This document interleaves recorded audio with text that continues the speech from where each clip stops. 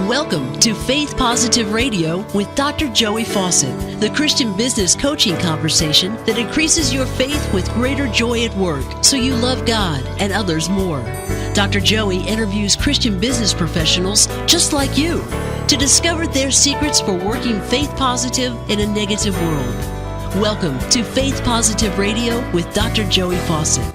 Faith Positive Nation, if I ask you this question, do you want to live till you die?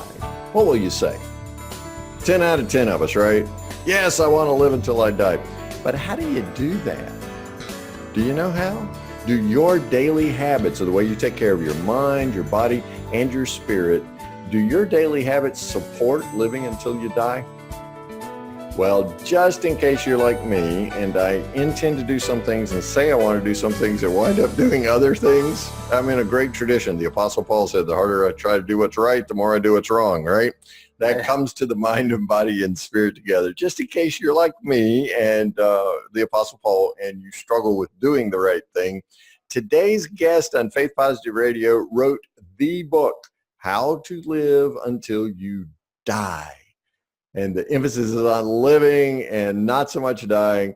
7 healthy habits are what we're going to learn all about today from the man who wrote the book, the author himself, Dr. Phil Carson. So Faith Positive Nation, help me welcome to Faith Positive Radio today, Dr. Phil Carson. Dr. Phil, welcome. Oh, thank you so much, Dr. Joey. It's an honor to be on your program today. I really appreciate you having me. Many are called, few are chosen. Dr. Phil is both called and chosen because this is 2 times he's been on Faith Positive Radio.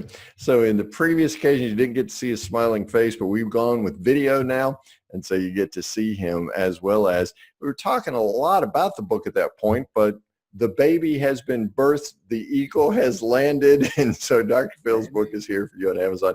If you look in the episode copy there we've got on our website, you'll see that there's an image of this book cover, and you just click on that, go to Amazon and get it today. So Dr. Phil, why is it so challenging for me to live until I die? Well, one of the main reasons I believe, Dr. Joey, is because of the world that we live in today. We have so many things coming against us, tempting things, often delicious, pleasurable things that can keep us from living that life that we know we're supposed to live and we really should be living and doing the things that we really should be doing. We get tempted to do otherwise sometimes. Oh, sometimes it seems like it's ever before me. I mean, any church meeting I go to, they want to feed you, right? Oh, yeah. And there's always not just a dessert or another dessert, but a dessert table. I mean, sometimes 2 tables. And man, there's my temptation. I just want to camp out there. Let me skip the proteins and go right to the chocolate meringue pie, right? Oh, yeah. So the subtitle to your book is The 7 Keys to Living Happy, Healthy, and Whole. Can we talk about those 7 keys? Absolutely. Yeah, tell me about those. And of course, we in Faith Positive Nation are always looking for Jesus in these things. So connect Jesus to these 7 keys for us too. Absolutely. Yeah. Well, the 7 keys, I have an acronym for them, and it's news with some extra S's. NEWS with some extra S's. And I call it those 7 keys, good news for great living. And if we will implement these 7 keys into our lives, we will live a great life. Okay. And, so all 7 of those keys comprise things that help us with body, soul, and spirit. Okay. We have that optimal life that we're designed to live, body, soul, and spirit. We're 3-part beings, and I believe we have to take care of all 3. And often one gets neglected for the other. And there's so many people that are taking care of their soul and taking care of their spirit sometimes, but they let their body go. Yeah, the Apostle Paul wrote about that as well. I mean, he took that on, said, hey, your body's a temple. Treat it like that. It's this earthen vessel in which God's poured his living spirit. And so, that's the one that carts it all around, right? So you got to take care of it.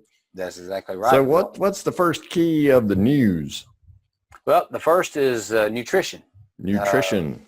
What I teach as a holistic health architect is that if we want to take care of our bodies, and the plans that I develop for people to do that, is you got to start with nutrition. And we've got to learn to eat more balanced.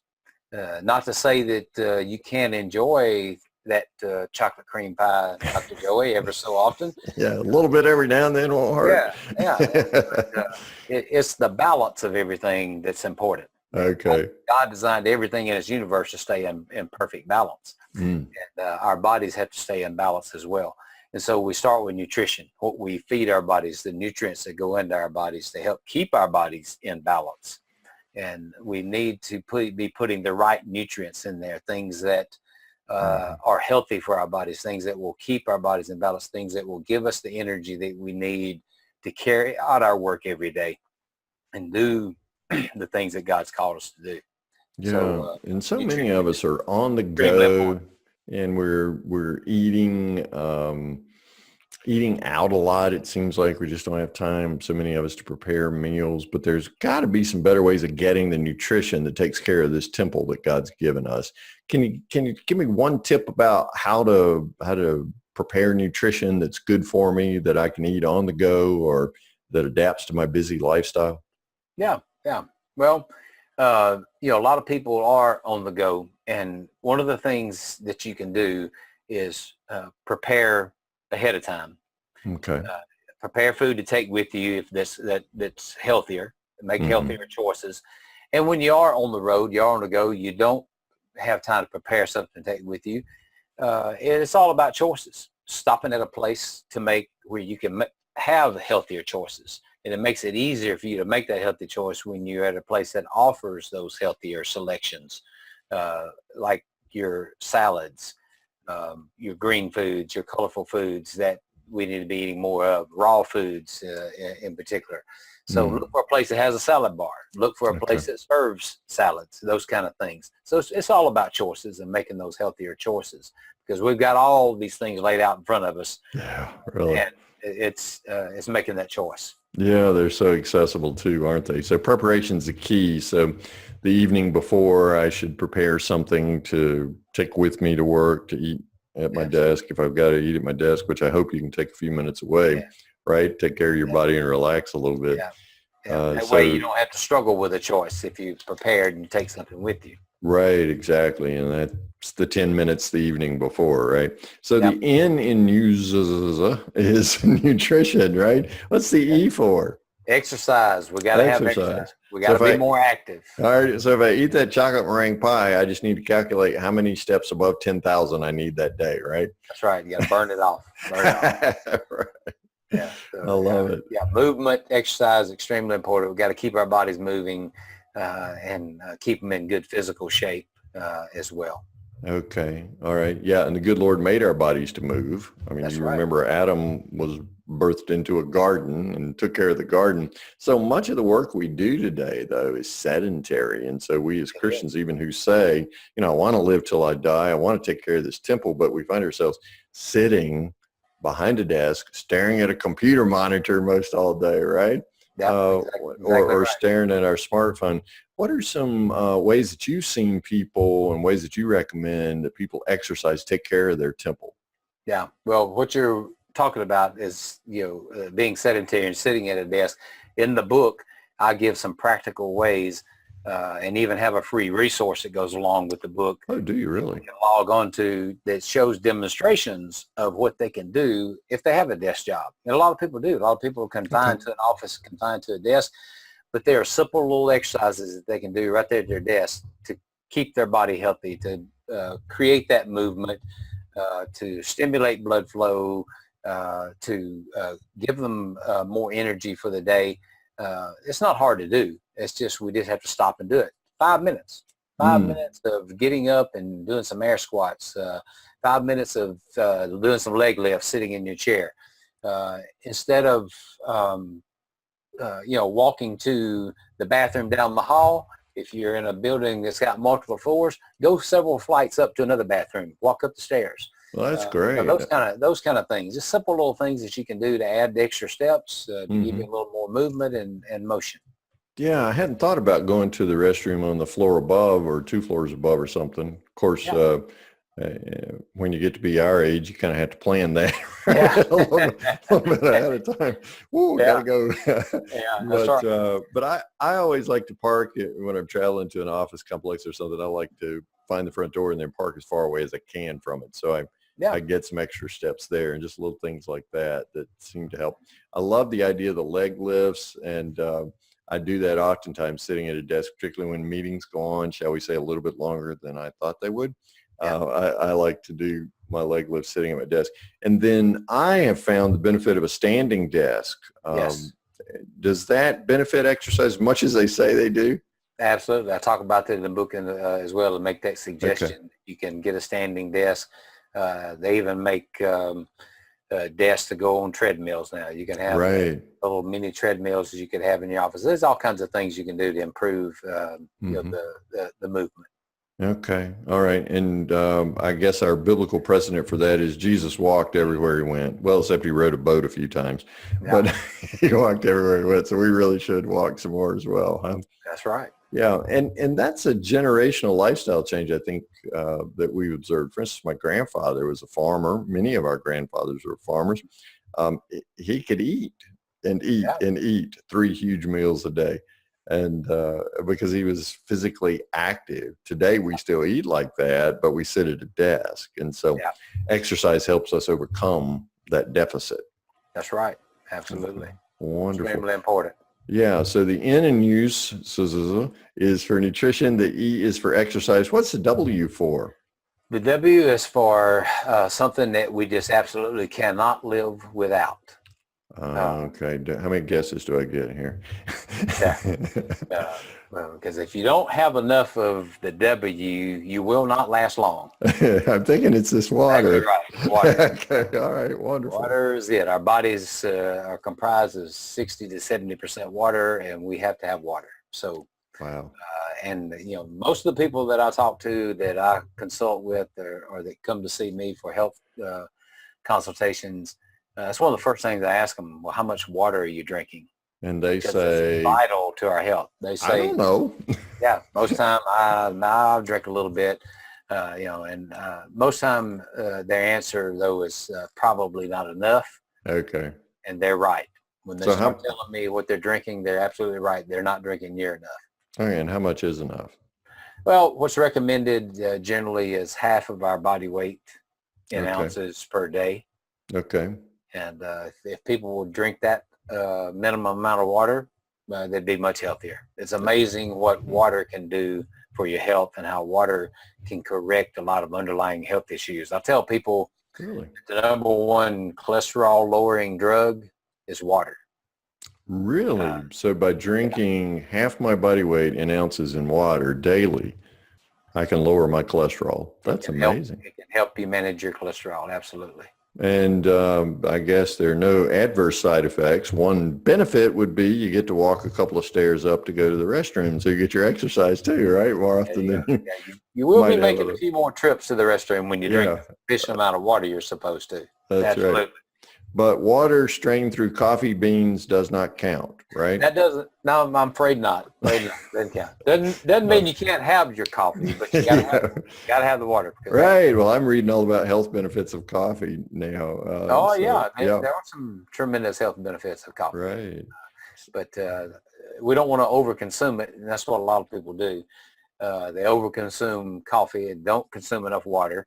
And coffee can actually be dehydrating. If you drink coffee, you actually need a little more water. Right, because the caffeine, I guess, is a diuretic then, right? Yes. And just sort of strips that water out of the hydration out of your system.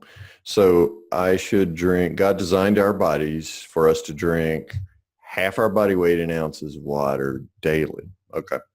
So just do the math, find you a container, and then empty that container every day into a glass, right? That's right. Okay. All right. So, wow, that's a pretty big one. How much is that? You look like a thin guy to me. I don't guess you have to fill it up, right?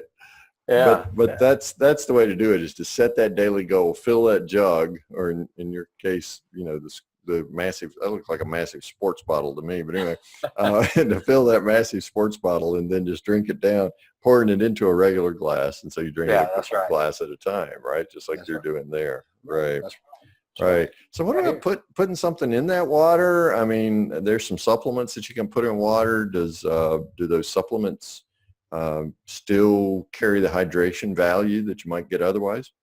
They do. Now, there are very limited things that I recommend people putting in their water because you don't want to take away from the effect of the water itself. And you can enhance the water sometimes, and it needs to be, if you're physically active, you're sweating, you can make your own electrolyte water, is what I'll tell people. You can make your own Gatorade, so to speak. Okay. It doesn't have all the chemicals in it that these power drinks have. And so I use Himalayan salt. If you want to flavor it, you can add fruit to it, lemon juice, lime juice. Some people like cucumbers in their water. Some people like strawberries in their water. I mean, you can put all kinds of things like that, but it needs to be something real, something natural, and not something artificial. They do make a natural sweetener for people who want to sweeten their water a little bit. That's a product called water drops that's sweetened with stevia that I use. I don't personally use it myself. I prefer just the water. But my children like to use the water drops to flavor their water sometimes. Not all the time, but they do flavor it some with the naturally sweetened water drops. I know you're referring to naturally sweetened and natural foods and things like that. Yeah. People who come to you, have many of them tried more traditional cures for instance, lowering your cholesterol and what have you? And so they turn to you for alternatives? Yeah, exactly. That's why most people come to me. They're looking for an alternative to the drugs, or they're looking for something that is going to keep them from having to go on the medication. They've gotten the news and they don't want to do the medication, and they say, what can I do? I don't want to have to take this drug. So, most time people that are coming to me, they've gotten some bad news and they're looking for a natural alternative. I wish more people would come to me that want to be proactive and before they get the bad news, keep getting that bad news. Oh, yeah. Yeah. Okay, so that when they come to you, you talk to them about nutrition, exercise, water. What's the first S for? The first S is also something that we won't survive long without, and that's sleep. We got to have sleep. Bodies have to rest and recover. As much as I don't like to have to sleep, I'm a high energy type A person, and I wish I didn't have to sleep. I'd rather be doing something else. But I've always had an aversion to sleep, but in recent years that's changed. Okay. I realized the importance of sleep and how much my body needs to rest and recuperate and recover at night when we're designed to sleep. We're designed to get that sleep during the nighttime hours. And it's something we got to have. It's something that our body can't survive very long without it. And I know I've tried. Well, I guess that's why the Creator God made day and night, separated the light from the dark, so that we would shut it down and let our bodies heal and replenish overnight. So how many hours of sleep is my target? Well, for most people, 7 to 9 hours is what's recommended. Okay. For most adults. Of course, babies need more than that. But for adults, anywhere from 7 to 9 hours, depending on your age and depending on, your activity level and those kind of things. Some people get by great on 7 hours of sleep. That's me. My 7 hours is wonderful for me. Yeah. I don't like to sleep much longer than that. Some people need a little more. So it just varies with the individual. And, some people's circadian rhythms are just different than others.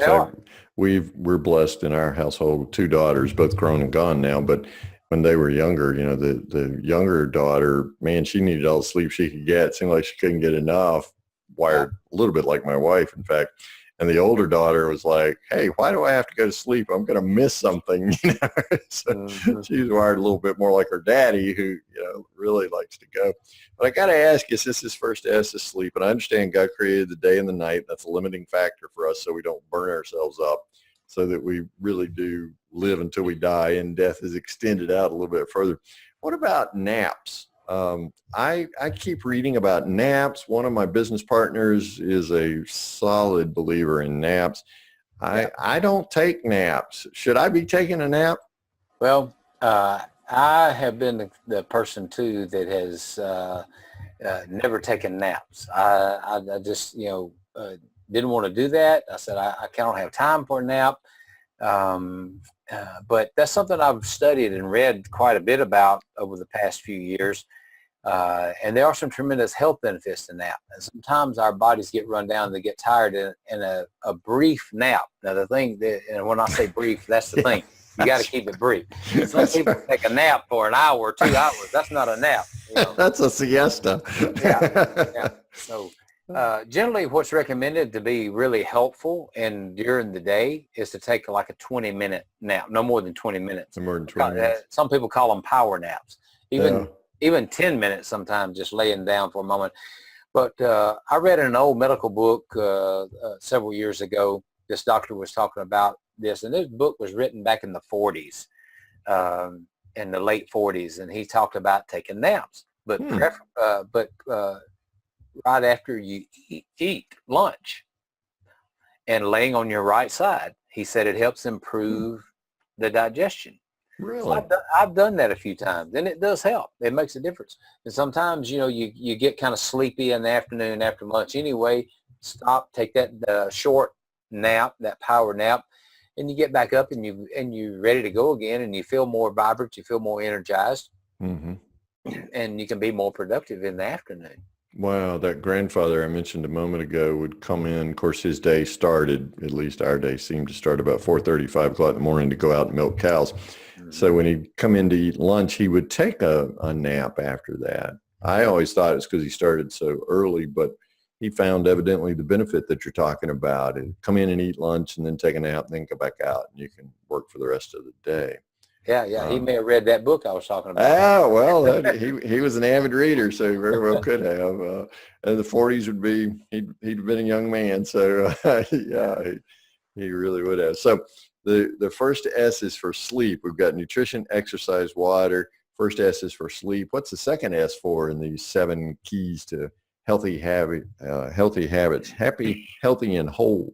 That's right. 7 keys. Right. The 7 keys there. So what's the second S for? That next S is for supplements. Okay. Yeah. Now tell me all about those, because it seems like there's so much written about that today. Absolutely. Yeah. And, there's a lot of supplements on the market. I tell people all the time, most of them, they're out just to get your money. And, most people are flushing money down the toilet. Literally.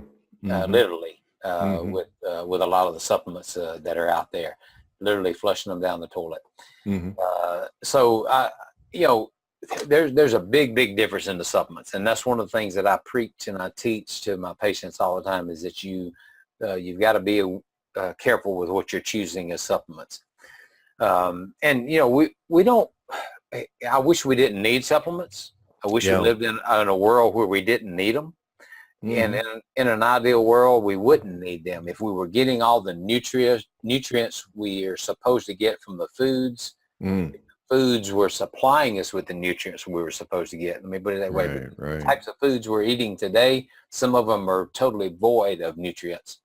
So it depends on the person's diet, how much they really need supplementation. But often we do. But when we have a need for supplements, I teach people all the time, choose the best ones, choose the right ones.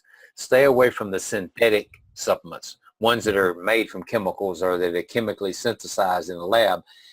And God designed our bodies to get our nutrients from the food. He created the plants for us to get our nutrients from those plants.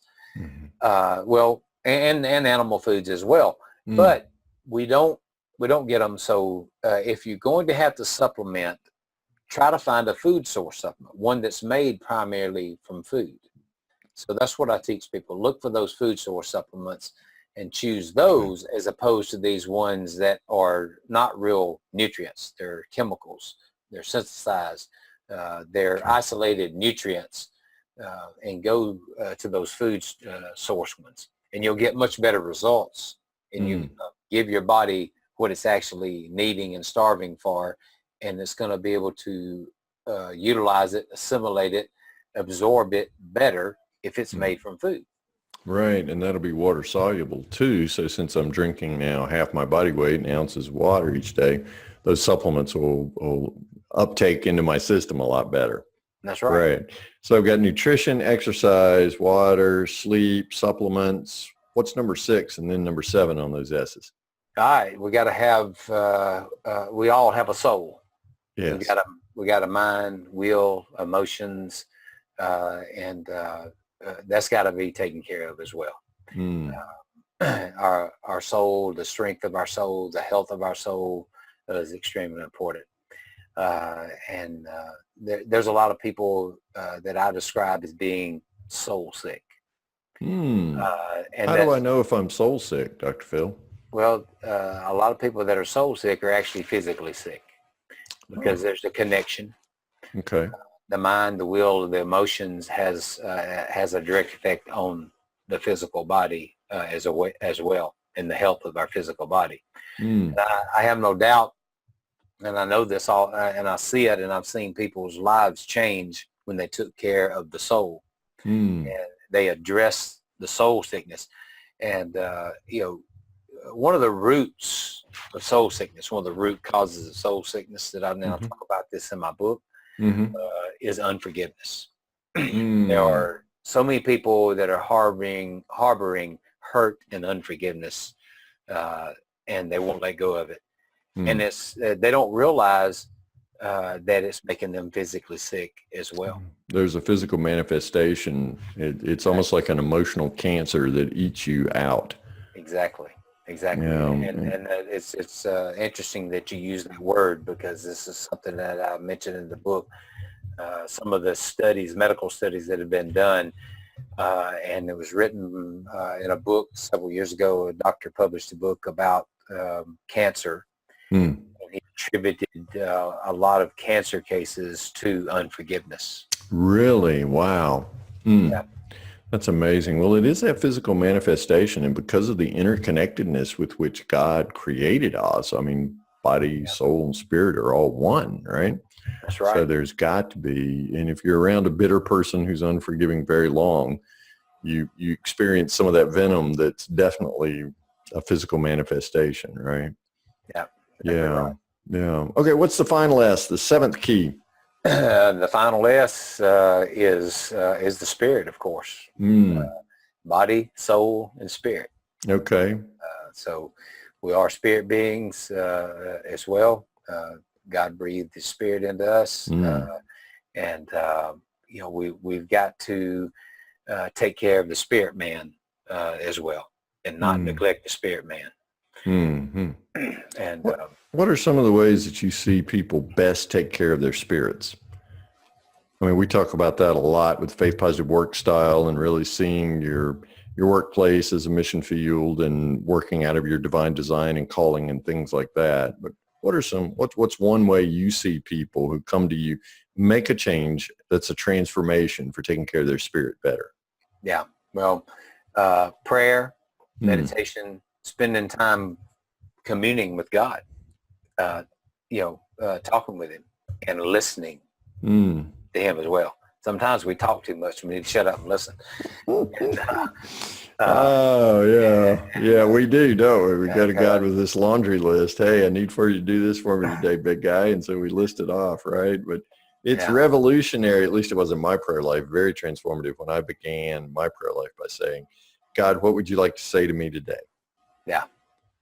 And we need to listen. That meditation on His Word, and I tell people, that all the time. It's one of the things that's that's helped me and gotten me, to where I am today and helped me through many, many struggles in my life is having that open communication with God and being able to cry out to him and pour my heart out to him and listen for his response and let him speak to me in whatever way he wants to speak to me. And he's spoken to me in many different ways throughout my life and used other people to speak into my life as well. So just being open to communication and having that time every day is where it's what it needs to be. We have that time of prayer and meditation, reading God's word, being involved with other believers, sharing with other believers. Those are also things that can help in strengthening our spirit and building our spirit man too, and being a part of a body of believers sometimes can change a person's life. Right. Yeah. Being in a community, give them that of support believers that they need. Some people just need support. They need other believers standing beside them and helping them. Moses needed Aaron to hold his arms up. That's right. And exactly. sometimes we need somebody to hold our arms up. And, I do, or to hold me up. My all of me. Yeah, I'm thinking about the connection between spirit and soul there. For me, 1 hour of worship on Sunday just does not get me through a week. Maybe I belong in the remedial class for spiritual people, but I have to re-up every morning, and it really sets the pace and tone for me that day so that I know where to go, what to do, and how to respond to different situations. But it's that morning communion that I hear you talking about that I'm very grateful, because it's in that morning communion when I realize I need forgiveness. And Dr. Phil, at least for me, when I realize that I need forgiveness and I've been forgiven, it's a lot easier for me to forgive someone else. And that speaks to your soul sickness. That's right. That's right. Yeah. Well, we've got the news now. It's nutrition, exercise, water, sleep, supplements, soul, and spirit. Yeah. Isn't that amazing the way I did that and didn't write one down? That's because you did such a phenomenal job of explaining that to us. And so I'm sure there's somebody on a treadmill right now who wonders how they're going to remember it, or somebody walking the dog or something. So it's okay. We've got some ways to help you with that. And Dr. Phil is so generous with Faith Positive Nation. He was last time, he is this time as well. So you've got some gifts for us that can help the people who couldn't write down all of that news right now.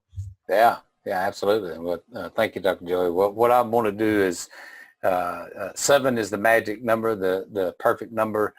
We talk about the 7 keys we've just talked about, so I want to give away 7 free books today. Wow. You're giving away 7 free books? Yeah, the first people who respond send in a request for either the print version or the Kindle version. Make that request, and we can send that out to you. All you got to do is go to the landing page, carsonnatural.com/faith positive radio, and be able to plug in there your information and get a chance for one of those 7 books. So it's carsonnatural.com/faith positive radio, and that's in the episode copy. There's a hyperlink right there in your episode copy on our website, and then in the episode copy on iTunes and YouTube and other places. So all you have to do is click on it. So the first 7 people get that. What if I'm person number 8? What do I get then? Yeah, well, everybody's going to get something that I'd love to give away then, because everybody's dealing with stress today. And that's, the stress in our lives can rob us of our health. Absolutely. And a lot of people are sick. A lot of people are suffering today because they've allowed stress to rob them of joy and life.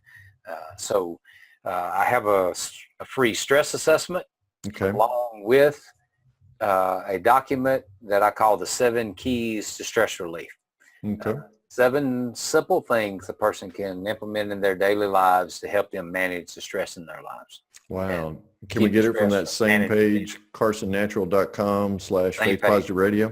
Okay. So a stress assessment and 7 keys to stress relief. Man, you got something for everybody. I really appreciate that. And thanks for the book. I'm enjoying reading it. because I definitely want to live until I die. In fact, my goal is to extend that time as far out as I possibly can. I don't know if I want to hang around as long as Methuselah did, but but at least enough to see a few generations of little faucets running around. So that would be pretty cool. So the book is How to Live Until You Die. Thank you, Dr. Phil, for all of this great information today, for sharing some good news with us. And we appreciate that. And be sure to go to the page, carsonnatural.com/faithpositiveradio. And if you're one of the first 7, you'll be able to get a copy of this book.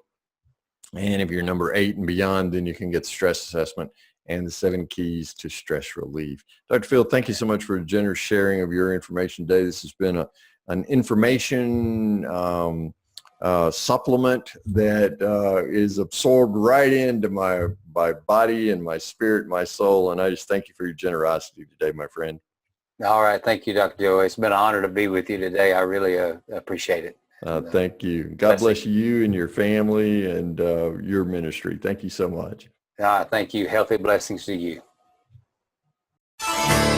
Thanks for listening to Faith Positive Radio, the Christian business coaching conversation that increases your faith with greater joy at work so you love God and others more.